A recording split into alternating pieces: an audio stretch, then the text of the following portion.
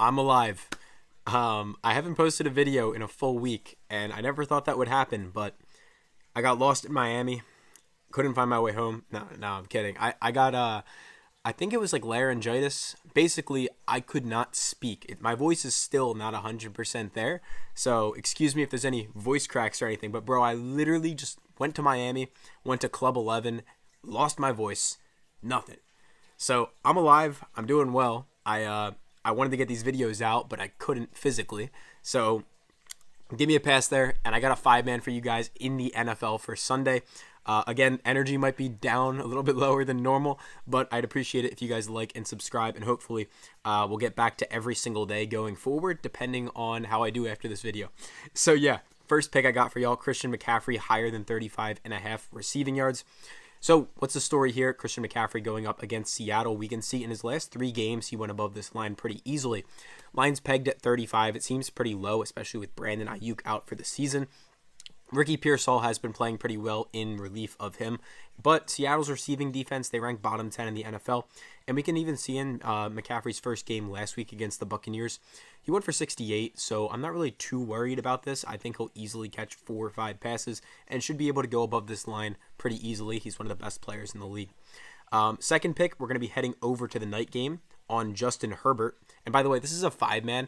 We are 14-4 in our last 18 NFL Sunday videos. Last week we went 4-1. The week before that we went 2-2. Then we had a 5-0 and a 4-1 or a 3-1. It was something like that. We've just been cooking.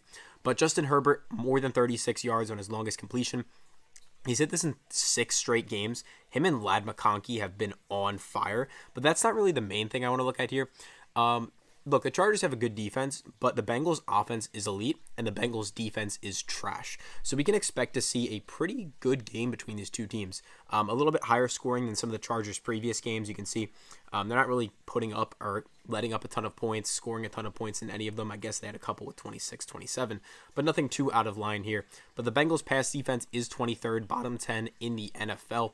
Again, don't mind the voice cracks. I don't have my voice still.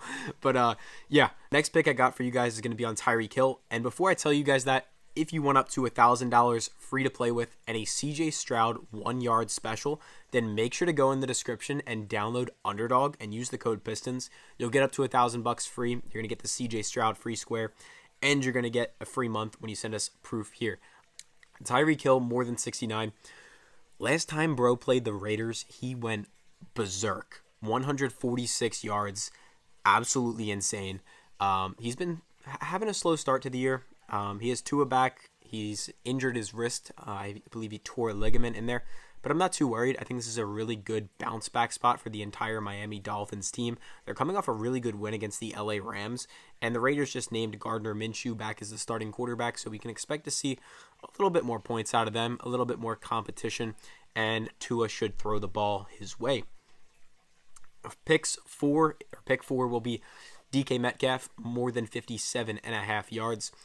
You guys can see here, he's hit this in 5 of his last 10, but specifically across his last 6 games, he's averaging over 90 yards a game. We can see 4 of the last 6 were basically 100 or more. And then also up here, some of the other apps are up at 60, so it's stuff we really do like to see when other apps are favoring it up like that. And I also do just believe, like, San Francisco, they're going to get back into their groove. It's just a sooner or later thing. And I think a game against Seattle will probably be a get-right game for them. Sorry, Seahawks fans, but it's just the truth.